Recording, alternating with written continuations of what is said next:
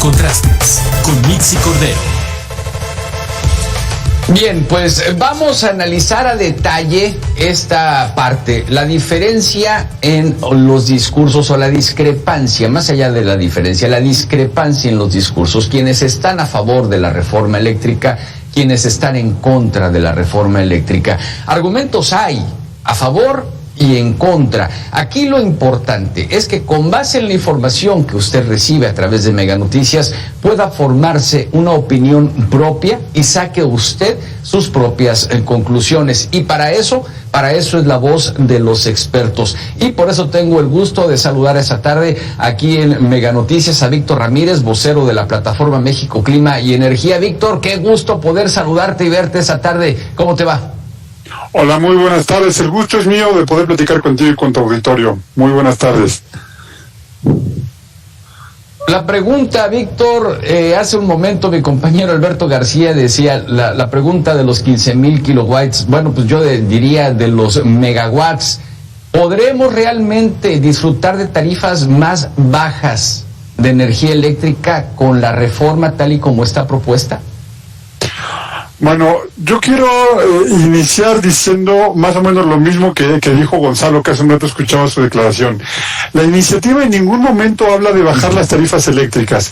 ¿Quiénes han hablado de bajar las tarifas eléctricas? Algunos diputados que han subido videos incluso diciendo que van a bajar las tarifas, pero son diputados que ni siquiera asistieron al Parlamento Abierto y cuando fueron hicieron preguntas que estaban totalmente fuera de lugar, entonces hay un desconocimiento enorme.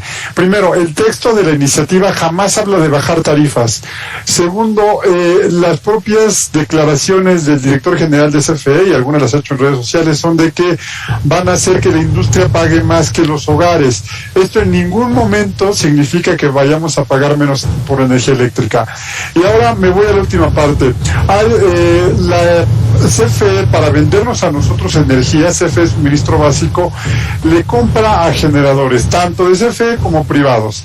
Y lo que tenemos, y son datos oficiales, no son datos de nosotros, son datos de la Comisión Reguladora de Energía, es que el generador más caro que existe en este país y el generador más caro, el que se le compra energía para vendernos a nosotros, es CFE, y ronda de 1,600 a veces hasta 2,200 pesos el megawatt hora, mientras que el promedio de los privados va de 500 o de 400 pesos hasta 1,100, 1,200 pesos en promedio. ¿Eso qué quiere decir? Que CFE puede ser hasta 4 o 5 veces más cara que los privados, y la reforma lo que dice es que ahora vamos a comprarle más de la mitad de la energía forzosamente a que es el generador más caro. Entonces, eso 2 más 2 son 4, no hay forma de que comprándole más energía al generador más caro baje el precio de la energía eléctrica. Claro, y a ver si me puedes tú ayudar a entender esto, Víctor, porque yo la verdad no lo entiendo en la ciencia y la tecnología, no lo entiendo en la autosuficiencia alimentaria, no lo entiendo tampoco en la electricidad. ¿Qué significa la soberanía energética, caramba?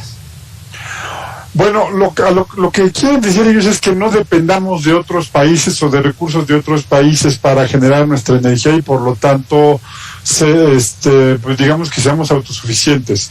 Y hay un dato muy interesante. Dentro del propio Parlamento Abierto, la Comisión Federal de Electricidad el 8 de marzo presentó una serie de datos de cómo espera que sea el sistema eléctrico nacional si se aprueba la reforma.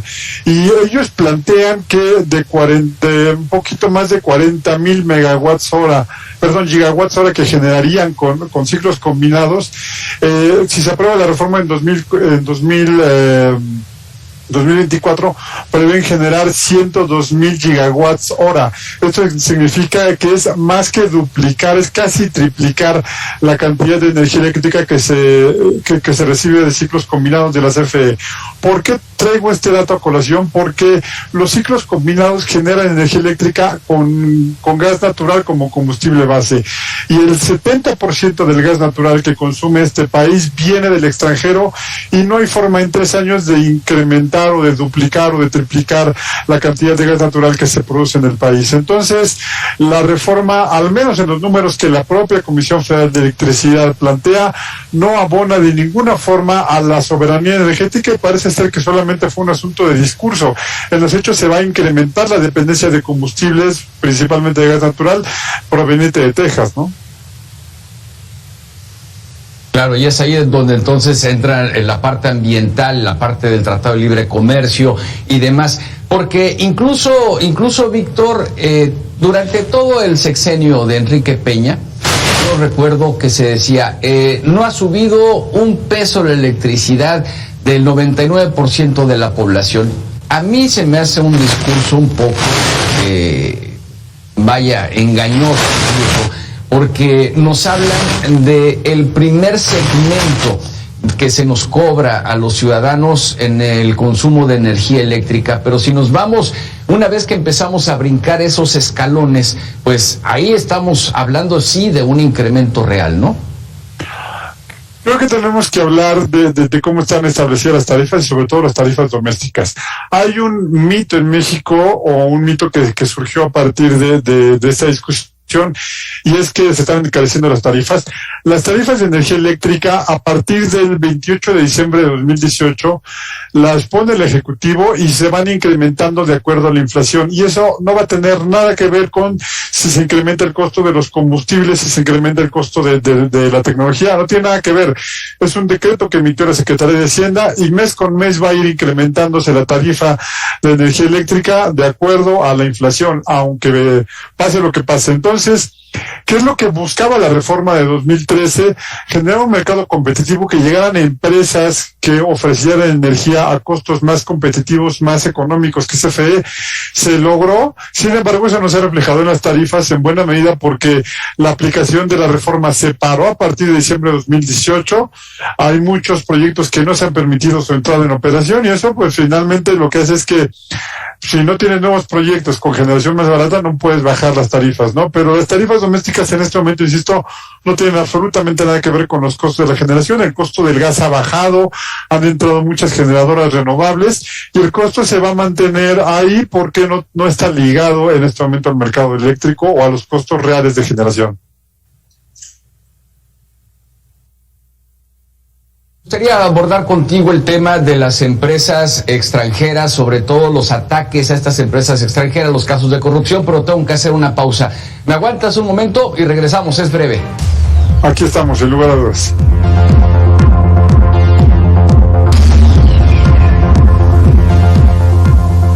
Y ya estamos de vuelta aquí en Mega Noticias con esta charla y análisis muy interesante con Víctor Ramírez, vocero de la plataforma México Clima y Energía. Víctor, el ataque a las empresas extranjeras, contratos leoninos, la reforma del 2013 se hizo para beneficiar a extranjeros. ¿Qué tan cierto es esto? Bueno, lo primero es que me gustaría hablar del único antecedente que tenemos del supuesto contrato leonino, que era el contrato de transporte de gas.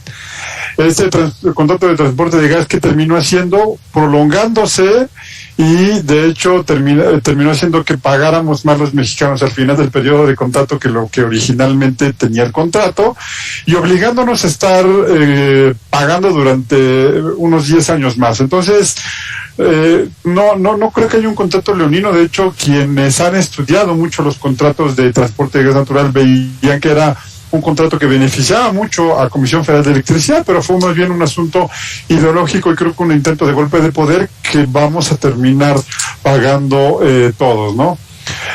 Por otro lado, bueno, la reforma lo que hizo fue abrir para la participación de los generadores privados que pudieran venir, que pudieran competir y quienes ofrecieran mejores condiciones fueran los que pudieran entregar la energía a los usuarios finales, ¿no?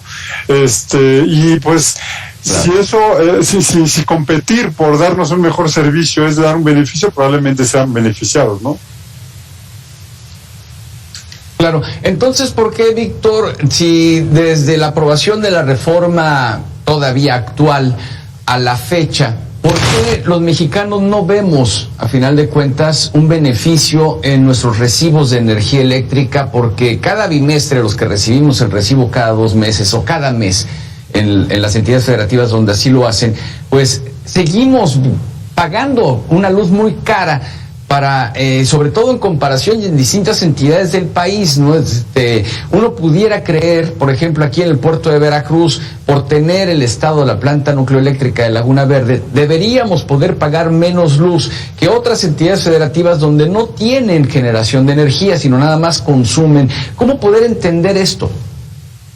Bueno, lo primero que hay que decir es que tener una central de generación al lado no significa necesariamente que tengas energía más barata. Incluso hay centrales de generación que pueden ser muy, muy caras. La segunda parte es que la reforma se hizo, la constitucional en 2013, se hizo la reforma, se implementó, o más bien se decretó la reforma legal en 2014, y a partir de 2014 se fueron llevando a cabo toda la aplicación de todas las normas. No todo se ha aplicado, no se ha aplicado la reforma completa, hay muchas partes que todavía faltan, y a partir de 2018 se frenó.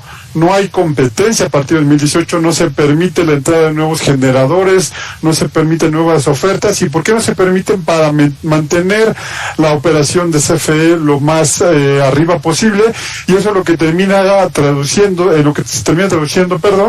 es en mantener costos altos cuando podríamos ya disponer de energía mucho de costo mucho más bajo, ¿no? Claro.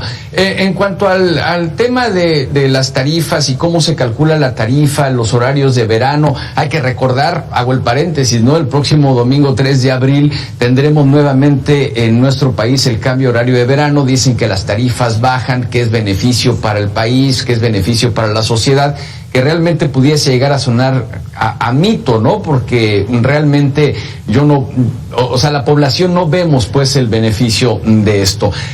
¿Se tendrían entonces que cambiar estas tarifas, Víctor, para poder nosotros ver un beneficio adicional a la competencia? Porque estoy vislumbrando que si pasa la reforma como tal, si no se modifican las formas o las fórmulas de la Comisión Reguladora de Energía, pues muy difícilmente vamos a pagar menos.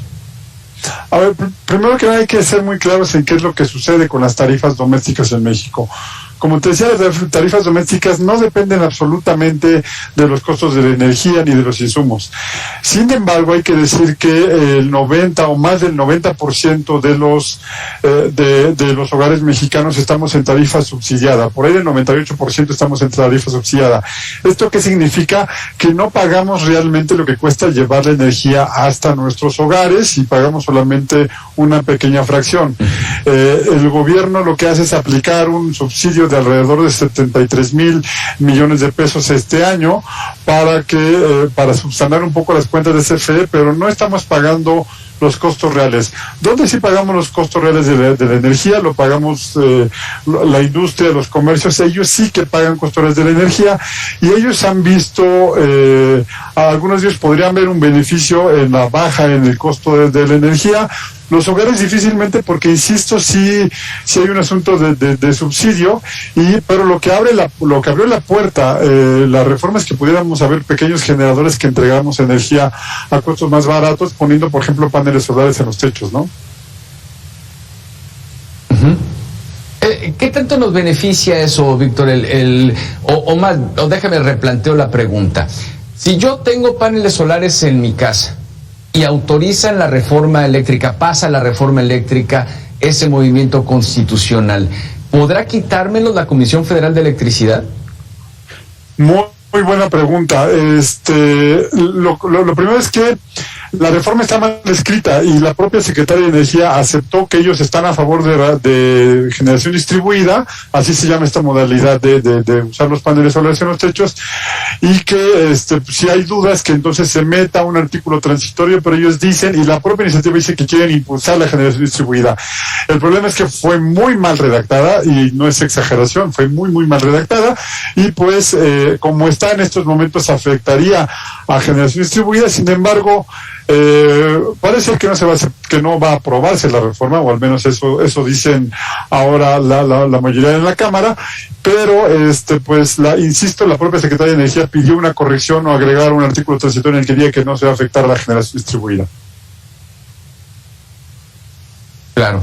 Y Víctor, también en este espacio a mí me gusta no nada más hacer la crítica a lo que se está viviendo y haciendo, sino también ser propositivos, y qué mejor que tú, una voz experta, una voz calificada en el tema de la energía eléctrica. ¿Qué se tendría que hacer entonces? ¿Qué tendría que hacer México? Una, para no depender de empresas extranjeras, para poder fortalecer la Comisión Federal de Electricidad, pero sobre todo para beneficiar a la población, a los consumidores finales, ya sean privados o sean empresas, sino que tengamos, pues, ahora sí que mejores posibilidades de hacer rendir lo que ganamos mes con mes. Bueno, lo primero es que yo creo que no hay que tenerle miedo a la inversión extranjera. La inversión extranjera es la que ha construido o la que ha sacado a flote a muy buena parte de la economía nacional. Los estados más pujentes tienen una gran cantidad de inversión extranjera, y creo que no hay que tenerle miedo a eso. Lo que sí tenemos que buscar es cómo todo esto nos beneficia a nosotros como ciudadanos. Hay un programa que me parece muy interesante, una propuesta de programa que se llama Hogares Solares, y lo que busca es que el subsidio eléctrico, en lugar de aplicarse en la factura, en lugar de regalarnos dinero, se utilice en la instalación, en financiar la instalación de paneles solares en los hogares, para que de esa forma podamos llegar a costos prácticamente de cero en la generación de energía eléctrica. Y creo que adoptar este programa con el marco legal vigente actual, creo que es una muy buena medida y una mejor posibilidad, ¿no? Claro, y también esto abarataría los precios de los paneles solares, porque a la larga pudiese beneficiarte por lo que dejas de pagar en tu recibo de energía eléctrica, pero la inversión es muy fuerte, Víctor. ¿Tenderían a reducirse los precios también para que el ciudadano pueda acceder a los paneles solares en sus viviendas? Yo creo que más que disminuir, lo que hablaba yo es financiar. Entonces, en lugar, lo que haces es, al ir financiando, por ejemplo, tú sigues pagando tu recibo o haces un descuento del 20% sobre el costo de tu recibo, y lo sigues pagando bimestre con bimestre durante 10 años, y a partir del año 10 los paneles solares ya son tuyos. Ya no tienes que seguir pagando esto que estábamos hablando, porque pagaste el crédito en lugar de pagar energía, y los paneles solares tienen una vida útil de 25, 30 años o más, y siempre y cuando tengan el mantenimiento adecuado, y lo único que se trataría es de financiarlos, porque como dices, sí son una inversión fuerte de momento, pero a largo plazo son un ahorro bastante importante, ¿no? Claro, y depende, para la gente que nos está viendo, que esté interesada en los paneles solares, pues dependerá mucho del consumo actual de energía, ¿no? Y con base en eso, pues los expertos, los que se encargan de la venta de paneles solares, pues hacen el estudio y te dicen cuántos son y cuántos necesitas por generación de energía, ¿no? Y obviamente hay diferencias en cuanto a lo que se pueda vender. Sí, o sea, la propuesta lo que busca es que nos volvamos, en lugar de consumidores, prosumidores, produzcamos y consumamos, y si tomamos medidas de eficiencia energética, vamos a poder tener excedentes que le podríamos vender a la red, y eso sería también una forma de negocio o de recuperar más rápido la inversión, ¿no? Claro, es decir, nosotros le estaríamos distribuyendo energía al cable. Exacto, entregando energía al cable y pues vendiéndosela literalmente al vecino mediante Comisión Federal de Electricidad, no directamente. Claro, entonces empiezan a generar ciclos productivos. Y dentro de todo esto, Víctor, también ¿sería viable, es pregunta para ti, ¿sería viable que en México existiera una tarifa única? ¿Es posible? Porque, insisto otra vez, las quejas, ¿no? Algunos pagan mucho y otros pagan, pues, muchísimo. Yo te puedo decir que aquí en Veracruz, por ejemplo, una familia de 3 personas con un solo aire acondicionado lo prenden 3 horas en la noche y pues ya están pagando cerca de 4 o 5 mil pesos al bimestre. Bueno, creo que una tarifa única no es una muy buena idea. Hay condiciones distintas en cada zona para generar energía eléctrica y hay que generar los incentivos correctos para que haya la generación adecuada. Creo que son asuntos más bien de mercado y que la ley ahora mismo prevé que se pueda apoyar o se pueda dar algún tipo de subsidio diferenciado y es lo que podría funcionar. Una tarifa única, la verdad es que sería muy, muy complicado y metería en muchos problemas a la propia Comisión Federal de Electricidad del gobierno, ¿no? Y a los usuarios finalmente. Pero Víctor, el subsidio a final de cuentas beneficia no tanto a los que no tienen, sino a los que más tienen, ¿no? Porque el que yo tenga mucho dinero, pues no quiere decir que utilice más energía en mi casa. Puedo, no sé, no me gusta el aire acondicionado y yo tengo mucho dinero, pero también estoy subsidiado. Por eso te hablaba yo más bien de subsidios focalizados y no necesariamente de acuerdo a consumo, sino posibilidades económicas o incluso ubicaciones, ¿no? Sí, claro, porque eso lo vemos también incluso con el agua, ¿no?